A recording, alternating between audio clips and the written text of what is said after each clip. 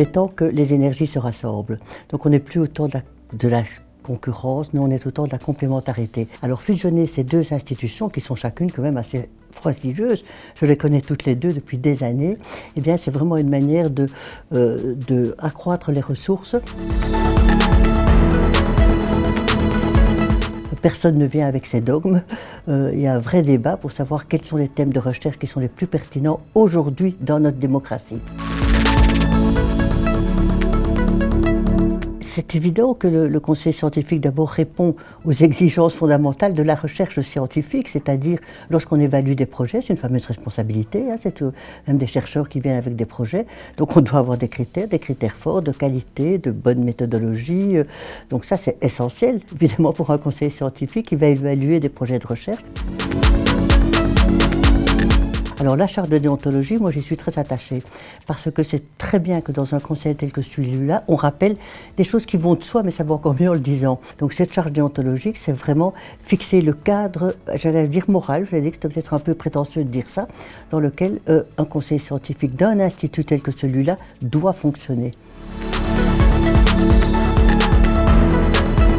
Une ambition grande, évidemment, comme toujours, une ambition, mais une ambition au sens où on veut arriver à faire quelque chose, voilà. C'est pas une ambition, personne n'a d'intérêt personnel à ça, ça c'est évident. C'est pas des opinions personnelles, c'est une ambition collective.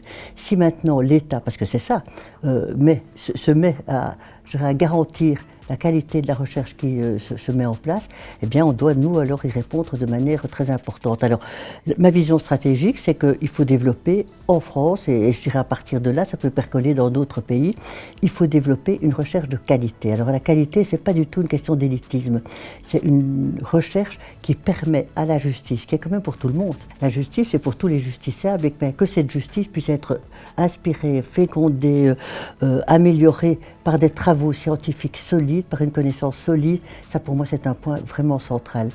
Que les projets de recherche que nous subventionnons ou que l'Institut subventionne puissent vraiment servir à développer la qualité de la justice pour tous.